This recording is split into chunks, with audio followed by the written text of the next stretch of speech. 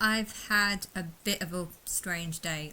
My uncle called yesterday and said that he wanted to meet up to have a Christmas dinner. Now, he said the same thing last week, but we didn't. I don't really know that many places to eat in Birmingham. There's quite a lot of country types of dishes from different parts of the world, but there aren't a huge selection of bars. I guess there's like there's two Weatherspoons and stuff, but and then there's some others, but I don't really go out that much. And I know we went to a back to back. There's a national trust called Back to Back in the centre, and I went there with my uncle probably around Christmas, and there was a nice bar just across the road. My uncle hates walking, so if we are somewhere and he wanted to eat somewhere, he would basically just want to point to something across the street, and then just that's about as far as he wants to walk. And so I've been that place, and I've been there a few times with him, and I know a few months ago actually, I bought this, which was really comfy, but then when I met him, I went to TK Maxx, and they had this thing which was very similar to that. See, going wrong with that. It's very squidgy and very nice, but this one is kind of similar, but it's not. It's like hard. This is more of a pillow, whereas this is more of like a squidgy thing. And I was when I saw that, I kind of saw this and I wanted it, but I didn't really want it, so I just went with that. But then I decided it kind of bothered me, and I did want it. And because I was meeting at TK Maxx, I kind of thought that I'd go there. And then we went to that bar to have a Christmas dinner, but they didn't actually serve Christmas dinner in there, and that was last week. And because we didn't actually get a Christmas dinner last week, we thought that they would sell Christmas dinner, but they didn't. He randomly called me up yesterday and wanted to meet today to have this Christmas dinner, but again, I still don't know where you would find these restaurants. And I guess my plan was to go and find somewhere, and then tell him, but because he didn't give me any warning, I just thought Broad Street. I know I go past this spa every day, and I remember this sign saying that they sold Christmas dinner at this place. And yeah, when we went to that place, it turned out that they do have Christmas dinner, but only if you book it in advance. So we couldn't have Christmas dinner there. And then we went across the road to this. Is it Walkabout or something? I don't know. I think it's something like that. But there was 4 front doors, all on the main high street. All of them were closed, and there was this big sign saying entrance around the back on Fetter Street or something. I don't know. Something beginning with F. We walked to the two shops down to the nearest street, the only street that we saw, and that wasn't that street that it was referring to, and we had absolutely no clue what it was talking about, because it was like, there are no other streets. There's a canal and there is no other street. So I have no idea why those 4 main doors were closed, and I couldn't see how to get into the restaurant. So then we thought, okay, we'll walk down Broad Street. It's like a main high street. There'll be lots of other things. And there was like 5 or 6 bars, but they were all closed or looked like they shut down. Like, I'm sure it might be open in the evening or something, but this street that I thought would be packed, and I kind of have weird memories of it being packed. I can't remember if I'm thinking of the memories of this year or last year or the year before. Sometimes my memory gets a bit like blurred, and all the years seem to blur together. Like the signpost of the Christmas dinner might have actually been from last year. I can't really remember. But anyway, eventually we went down to the O'Neill's, which was the first place that we found. And there was, but it didn't serve for another half an hour, so we went into Weatherspoons, and ended up spending about an hour there. I didn't know why we spent so long. I know I was getting sidetracked by my phone, and having all these weird conversations with, I think of them as like bubble people, like a whole bunch of people, and have no idea who they are.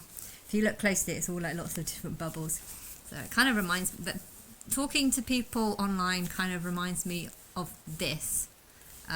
I know when I first started liking, or when I first met Martin, I don't know, but I just felt like everywhere I go, people would say things that remind me of things that he said, and then it almost felt like he had the power to become invisible and then follow me around and sort of get people to say certain things that would link to him.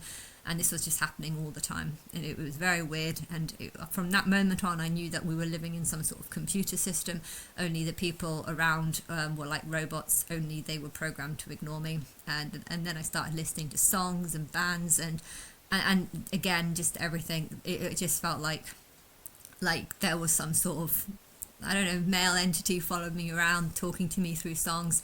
But yeah, after months and months and months of this, I realized that it was just lying to me. Everything was just lies and confusion, and then you start thinking about the different bands and start realizing that they're all kind of different, and then the things that you're hearing and messages, and then I tried to link it to Martin, and I realized I didn't actually know anything about Martin, and therefore, was this really Martin, or did I just step across some sort of, I don't know, ghost or something?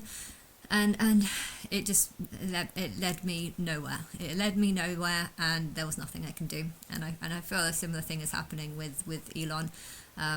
Only Elon actually does have a public profile, and he does actually post things on X. So yeah, but I definitely am seeing a difference between the posts online. I mean, I'm seeing a difference between all the different types of posts. Yeah, there's a bunch of people pretending to be Elon or having an account that links to him, but there's lots of different varieties of these people, because some of these posts are really annoying, and it's just like, why aren't you posting back? I'm crying here, and then just like saying really ridiculous stuff. And when I see these posts, I just like, I'm posting to a lot of your posts, but I know there's a lot of you, and if I post even only 5% of you, then there probably is going to be a lot of people I'm not posting to, and that kind of reminds me of how it is with God. You know, there's so many people that just say, because God's not talking to me, God's not real, and I'm just like, I'm trying to talk to everyone, but if I'm trying to talk to everyone and everyone's just ignoring me and not telling anyone, then even if I talk to 1% of the population, which is not possible, because if there's 8 billion people, even talking to 1% of you is going to be really, really impossible if you're all refusing to share the information or pass on the information or tell other people about what I'm saying. And then you just, it's like just locusts. You've got all these little people coming up, and you talk to them, but you only talk to a handful, and they all ignore you, and they all insult you, and they all try and encourage you not to try and talk to them, because why should you talk to people if they're just going to insult you? And then you've just got more and more people coming up and insulting you about how you're not trying to talk to them, and then I feel like I'm being reminded about that, because there's a couple of Elons that just seem to, I don't know, be really annoying. And then there's a bunch of Elons that seem to just want to scam people, you know, send me your address, click on this link, and it's a dodgy looking link, or send money to this location or whatever. Some of them are that stupid. And then there's some intelligent ones where they say things in messages that's like, that's actually quite intelligent, and I actually agree with that. And then of course you've got the people like TYT who like to insult Elon and say, oh, this is this, and he can't, you know, all the reasons why he's bad. And then I'm kind of listening to it, and I'm thinking, well, you don't actually know how bad society is. You know, one of the things that I think it was from TYT was saying that Elon was making out that homelessness is not a choice, and or it's a choice. Homelessness is a choice, or something. And she was basically saying that this person had been evicted because of a bad relationship, and now she's homeless. You can't blame her for this. And then I'm actually thinking, well, actually, you can blame her for this. That's exactly the reason why. You know, if you're in a good relationship, your partner doesn't want to throw you out on the streets. The partner doesn't want to just use you or cheat you or throw you out. You know, sometimes if a partner throws their partner out, it's because the partner's cheating or stealing, you know. And you could say, oh, what about kids? Kids that have parents that just chuck them out.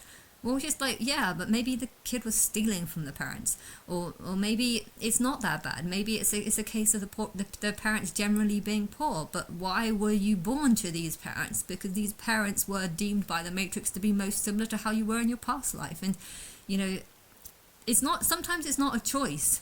But I feel like bad children's souls are given to bad parents, and if they refuse to look after their children, maybe you refuse to look after your children in your past life, and that's why you were sent to these parents, to be raised up by these parents, because you rejected your children in your past life, and you're just thinking of yourself, you know.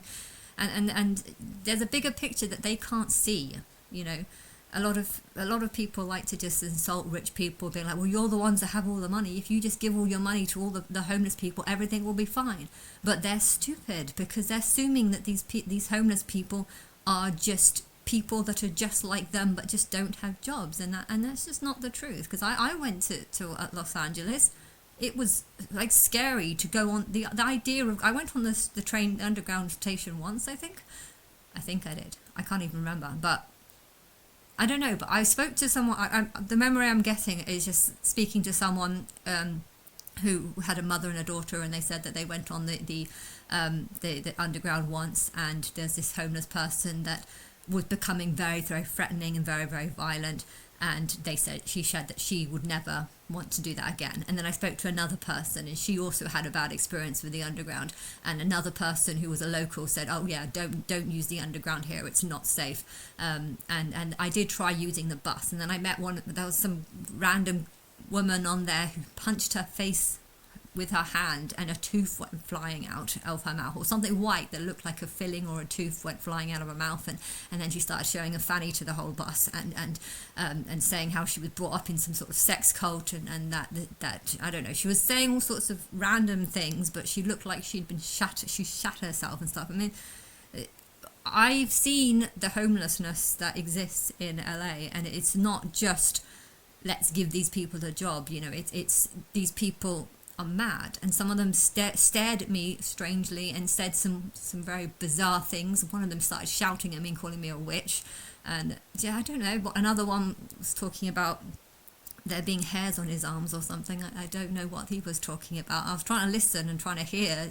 I wasn't getting any kind of proper answer or communication, and then to think that, you know, you can make a statement such as, these people are not just homeless, that they're violent drug addicts, which is the truth, and then to have other people just say, what, to assume that all homelessness is like this. I mean, he's not saying that all homelessness is like this. I'm just saying that these people, these bad ones, are the ones that stick in your mind, and these bad ones are the reasons why people don't want to use the local bus or the local station, or why people feel threatened, or why the drinking age is 21 in America. You know, I can understand why drinking age in England it's 18, but in America it's 21, and I think, why would that be? And then, oh, the first night in Hollywood, or my drink gets spiked and I end up in hospital. I mean, things like this is a reason why America is terrible, because there is obviously big problems, and to just deny it and just say that the problem is that the rich aren't sharing their wealth, you know, it's really crazy. And I think these people are blind. Anyone who doesn't realize the big problems that exist, I think are very, very blind. And, you know, I'm not saying that all homelessness is bad, but I do think that people that end up in homelessness, being homeless, you know, they've become homeless because of a bad set of choices. If you are in a relationship and that guy chucks you out, why were you in that relationship? Why did you not think, I'm going to work on getting a job to pay my own bills, and not end up in a bad situation where a guy, you know, my sister was homeless. She went through lots of different accommodations, and you know what? She got chucked out of about 5 or 6 of them for different reasons. There was this house of 6, and you know, I spoke on the phone about why they wanted her to leave, and she was saying crazy things. Apparently she would walk up and down the stairs, she would leave the stove on, burn pans, burn food, sometimes just be very cold and rude and not respond back. She would always leave the front door open, and she invited stray cats in, and the list of things that she did wrong was long. It wasn't just one minute I was in a house, the next minute they chucked me out. I mean, if you asked her how she became homeless, that might be the story that you get. Oh yeah, they didn't like me leaving the door open, and now and then they chucked me out. But if you asked them why they chucked that person out, you would actually find that the list is is long, and some of them actually felt like they had to actually look after her, like be her mother or care for her. They didn't want this responsibility, just like I don't want this responsibility. You know, I was happy to look after my sister, but she ended up having sex with one of my clients on my sofa. So I'm just like, yeah, that's I can't have her living with me because of things like this. And well, if you have a homeless person and you ask them why they're homeless, they probably will just say, oh, you know, my parents were horrible to me, this was that, this was that. But I think if you actually got both sides of the story, you know, find out why the parents weren't there for you. You know, I've got shitty parents. I didn't want to live with them, but I did because I couldn't afford anywhere else. And I technically would have been homeless from the age of 18. If I was chucked out at the age of 18, then I would have been homeless between the age of 18, well, I'd say 18 and 26, but I did go to uni for 3 years and they paid for my accommodation. Most parents wouldn't do that. But I was able, I guess you could say that I was lucky.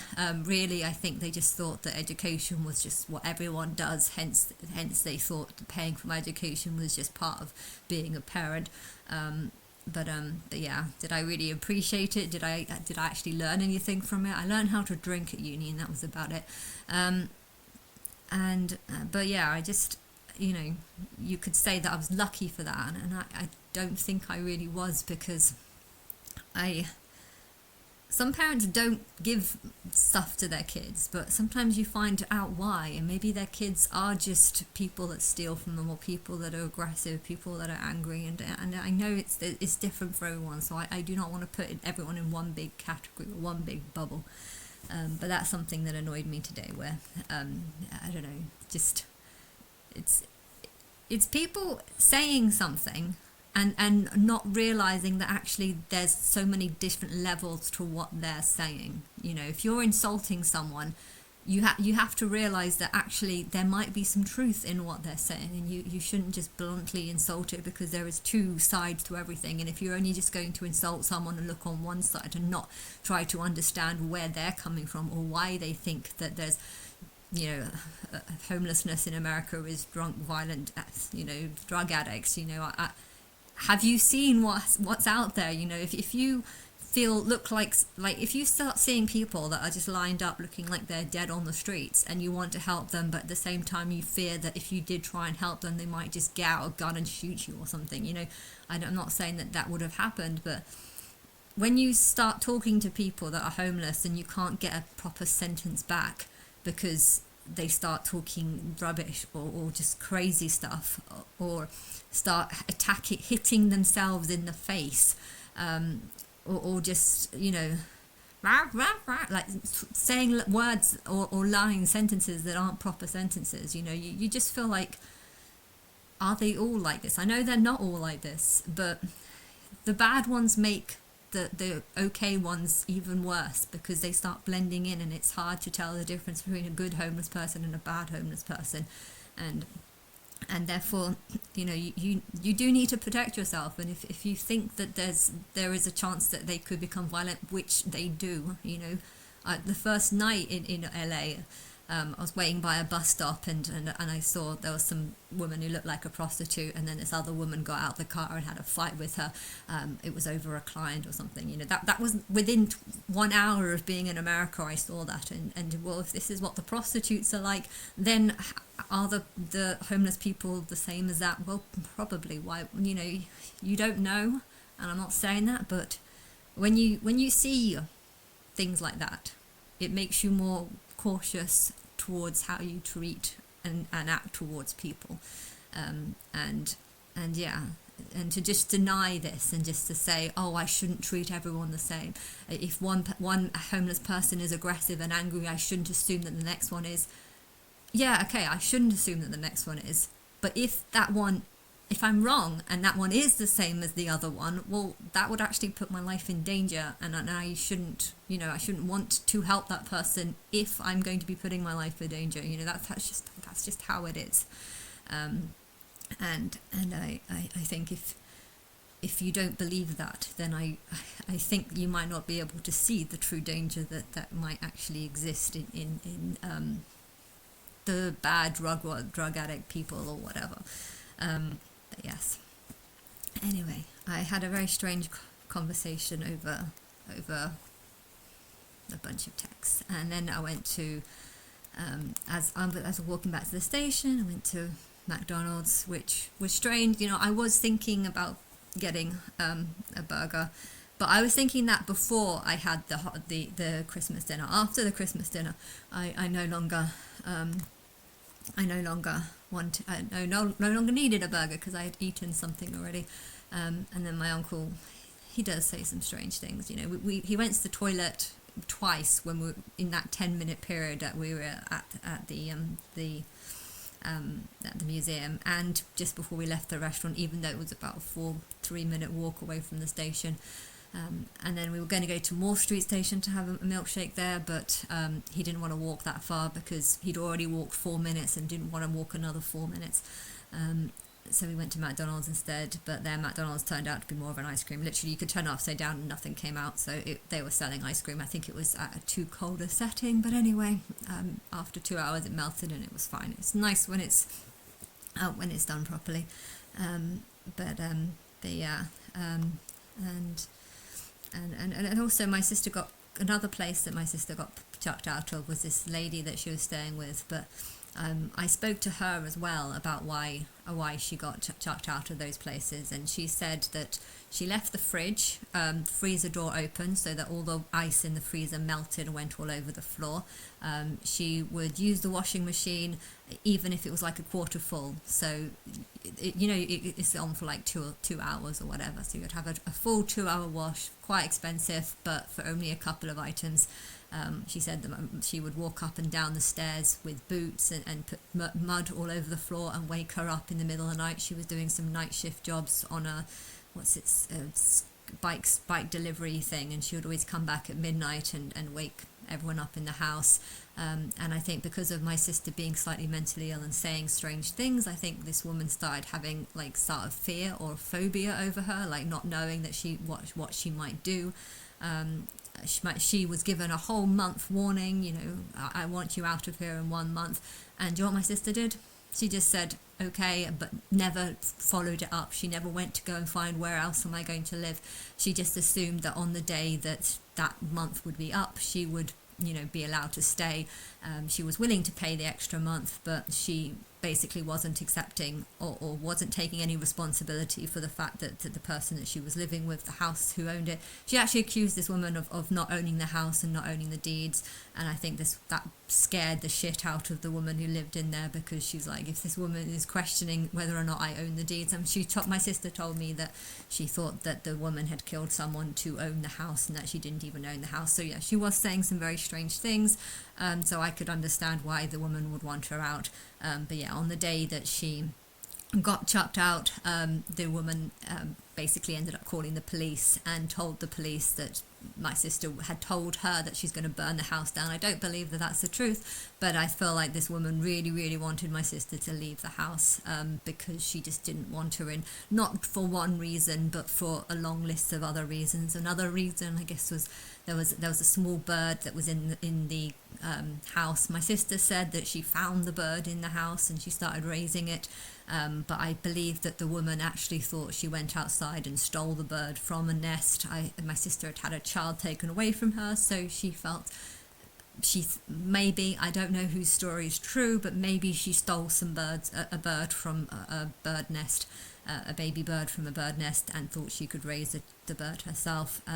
That's not what my sister said. My sister said she found the bird in the house, but the woman who lived there didn't believe it. It's a complex story, and I don't know who's right. And I think it doesn't matter who's right and who's wrong. At the end of the day, this woman did not want her living in her house, and my sister did not make any attempt to go and find anywhere else. Anyway, on that day, the police took her. They apparently handcuffed her and put the handcuffs behind her back on the basis that she was threatening towards this woman, because that's what the woman said.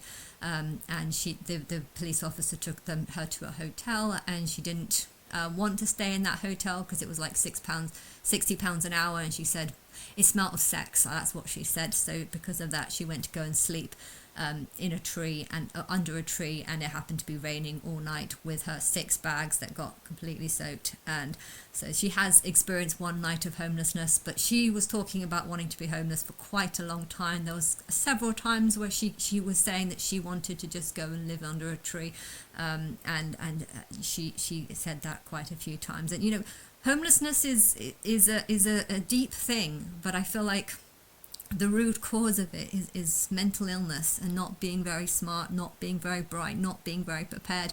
If someone's going to chuck you out and saying, I want you to leave on this date, you think, I don't believe you, I'm not going to, and then you just don't prepare, and then on the day it happens. What? I didn't know it was going to happen.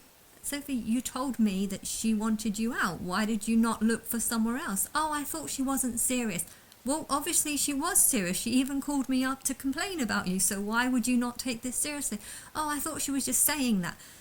This is their excuse. This is how homeless people end up being homeless, because a long list of reasons. But if you actually ask them what the reasons are, you won't get it. So you shouldn't insult the person. You shouldn't say, oh, they don't have a choice. They did have a choice. My sister actually owns a 3-bedroomed house, and she chose to be a homeless person in Brighton. I mean, this is not smart. This is mental illness. I don't understand it, and I don't want to even talk about it, because I don't want me saying this to be the reason why it happened in the first place, but it happened, and I don't know why she didn't want the house. The 3-bedroom house was empty, and she managed to convince some people who owned a B&B that she was homeless and lived there for a couple of months.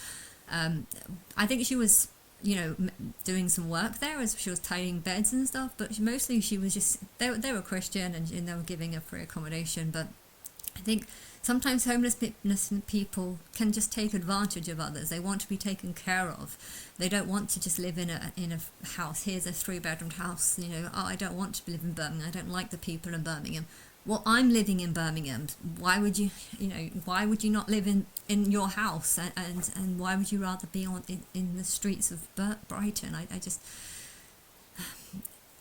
a lot of mental illness is caused by homelessness is caused by a lot of mental illness and people not thinking straight. And you can't just say, look, here's a job.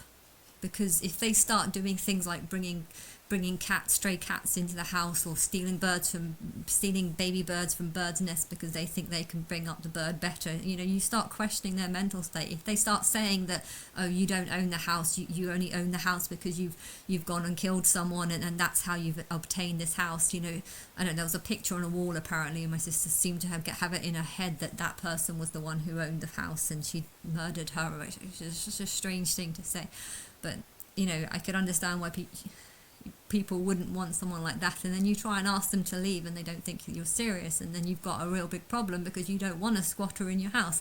And especially a mentally ill one. But yeah.